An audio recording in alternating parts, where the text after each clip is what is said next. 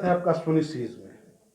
मित्रों, आज चर्चा 3 दिन के अंदर एक बड़ा कंट्रोवर्शियल सब्जेक्ट डेवलप हुआ है हिंदुस्तान की राजनीति में, और वो है टूल किट। टूल किट क्या है? जैसा कि भाजपा का आरोप है कि कांग्रेस ने अपने कार्यकर्ताओं को ऑनलाइन 8-10 इश्यूज दिए हैं। वैक्सीनेशन की कमी है, लाशें जलाने की व्यवस्था नहीं है, स्वास्थ्य को लेकर के, और इस तरीके का उनको कुछ गाइडलाइंस दी है कि इसको पब्लिक एट लार्ज में फ्लैश करें। उसको लेकर भाजपा का आरोप है कि ये कांग्रेस की पॉलिसी गवर्नमेंट को डिफेम करने की है, समाज में पैनिक फैलाने की है, और कहीं ना कहीं मीडिया में भाजपा की छवि और सरकार की छवि को धूमिल करने की है, साथ साथ अंतर्राष्ट्रीय स्तर पर भारत को बदनाम करने की साजिश है। दोनों ही पार्टियों इस पर कंट्रोवर्सी बयान दे रही हैं।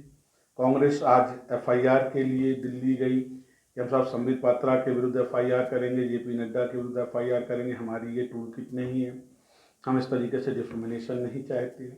और भाजपा इस बात पर जोर दे रही कि ये कांग्रेस की सोची समझी राजनीति है।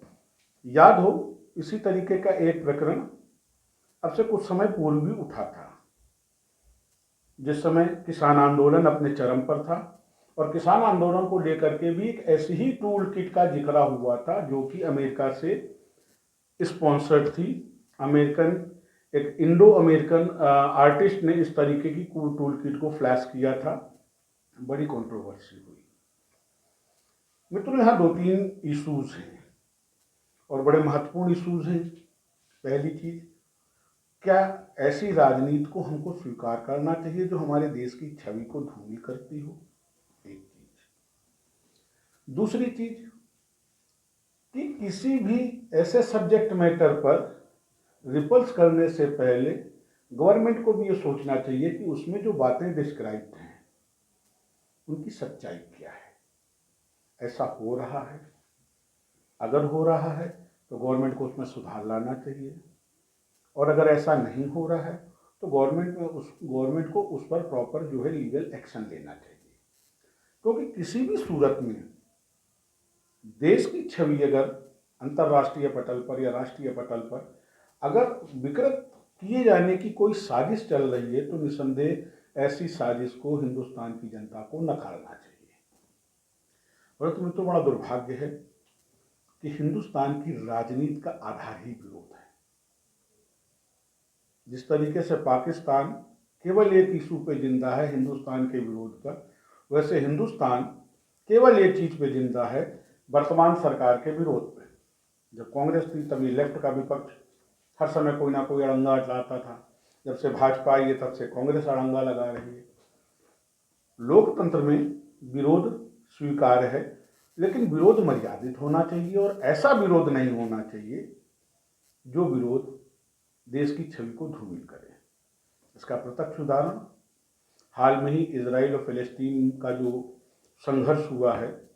जिस तरह इजरायली नेताओं ने फिलिस्तीन को जवाब दिया है अल-अक्सा मस्जिद को लेकर के, और उस एक्शन पर फिलिस्तीन का पूरा विपक्ष उसने तक गवर्नमेंट को सपोर्ट किया।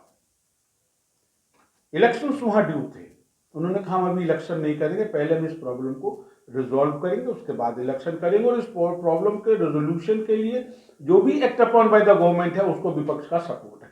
मित्रों, ये होती है राष्ट्रवादिता।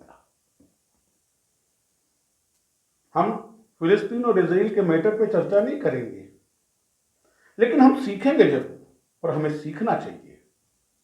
हिंदुस्तान के राजनेताओं को सीखना चाहिए।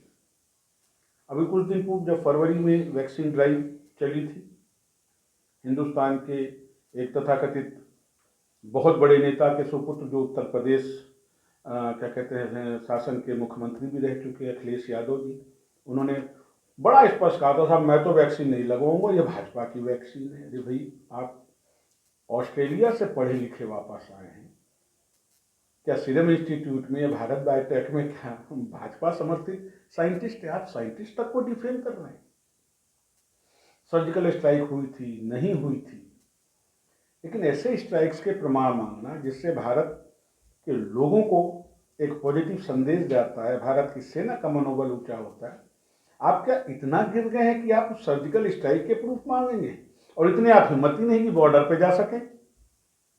मित्रों, इसका कारण एक है, इजराइल में बच्चा चलने की स्थिति पे आते ही उसको सैन्य प्रशिक्षण दिया जाता है, और हमारे यहाँ इन नेताओं के बच्चे मुंह में सोने का चम्मच लेके पैदा होते हैं। आप इतिहास उठा लीजिए, किसी भी दंगे में कोई नेता मरा नहीं दिखा होगा। आप इतिहास उठा लीजिए, किसी एक आध अपवाद स्वरूप किसी नेता का बच्चा जो है हमारे बॉर्डर के ऊपर लड़ने नहीं गया। वो जानता ही नहीं है कि एक सैनिक की दैनिक दिनचर्या क्या होती है, वो क्या क्या नहीं फेस करता है, और राजनीति होती है।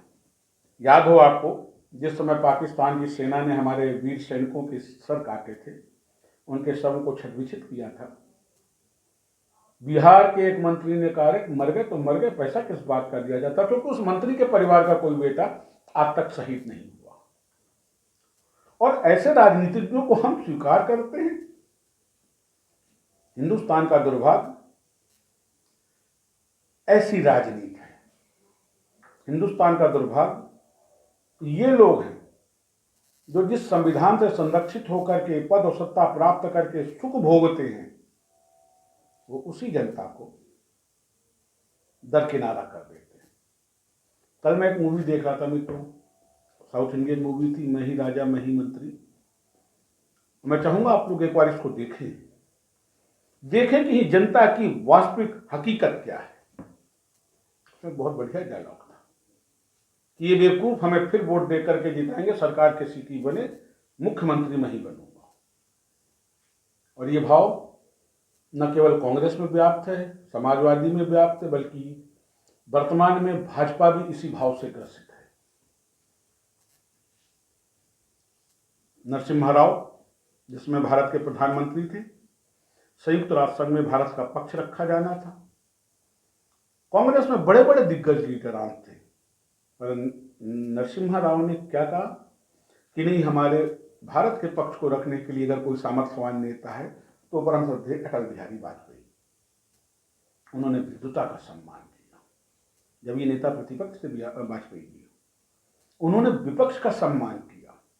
और वर्तमान सरकार जो है कांग्रेस मुक्त भारत देखना चाहती, क्योंकि वो जानती है कि कांग्रेस के अलावा दूसरी कोई राष्ट्रीय स्तर की पार्टी नहीं। भारत अगर कांग्रेस मुक्त हो जाएगा तो उनके लिए विपक्ष खत्म हो जाएगा, वो मदान हो जाएंगे, जो चाहेंगे वो करेंगे, वो आज कर भी वही रहे। मित्रों, 74 साल से हिंदुस्तान का एक बड़ा वर्ग, 52 से 57% का वो वर्ग जिसमें मध्यम, निम्न मध्यम और अल्प मध्यम वर्ग है, इस वर्ग के लिए आज तक कोई भी नीति किसी भी पार्टी की सरकार ने नहीं बनाई। इससे ज्यादा दुर्भाग्य क्या होगा हिंदुस्तान का। और उसके बाद भी हम अपने को लोकतांत्रिक कहते हैं। इंदिरा जी थी, गरीबी हटाओ। वर्तमान प्रधानमंत्री है, मध्यम वर्ग से लूंगा, गरीबों को दूंगा। अरे क्या मध्यम वर्ग को जीने का नैतिक अधिकार नहीं? जबकि संविधान कहता है धर्म, भाषा, वर्ग आदि के आधार पर विभेद नहीं किया जा सकता, परंतु इन सरकारों की नीतियां ही इस विभेद पर निर्भर करती हैं। अल्पसंख्यक, बहुसंख्यक, दुनिया का एकमात्र देश, सवर्ण, हरिजन, दुनिया का एकमात्र देश, सारे कॉम्प्लिकेशंस। और ये कॉम्प्लिकेशंस भीमराव अंबेडकर के संविधान में नहीं थे। मैं पुनः शेयर करना चाहूंगा मित्रों, आप पढ़िए। जिन बाबा साहब को लेकर के भ्रांतियां फैलाई जा रही हैं कि बाबा साहब ने ये कहा था, उन बाबा साहब के मूल संविधान में तो ये था ही नहीं। हिंदुस्तान के संविधान का दुर्भाग्य 42वां संशोधन, जिसमें दो ऐसे शब्दों का समावेश किया गया जिसने हिंदुस्तान की समरसता, एकता और अखंडता को खत्म किया। वो दो शब्द क्या थे? समाजवाद, जो कहीं भी व्याप्त नहीं है, और दूसरा सेकुलरिज्म। हर पार्टी की अपनी परिभाषा है। धर्म सापेक्ष है कि धर्म निरपेक्ष है कि धर्म संभाव है। सुप्रीम कोर्ट 3 बार स्पीकिंग जजमेंट दे चुका है regarding the definition of the secularism, पर ये पार्टियां मानने को तैयार नहीं। हिंदुत्व का समर्थन सेकुलरिज्म है या हिंदुत्व का विरोध सेकुलरिज्म है? बहुत विषम परिस्थिति है। लेकिन सब होने के बाद मित्रों, ऐसी कोई भी राजनीति स्वीकार नहीं करनी चाहिए हमको और आपको, जो राजनीति हमारे देश की छवि को धूमिल करे, जो राजनीति हमारे देश की मर्यादाओं और प्रतिष्ठाओं को खत्म करे।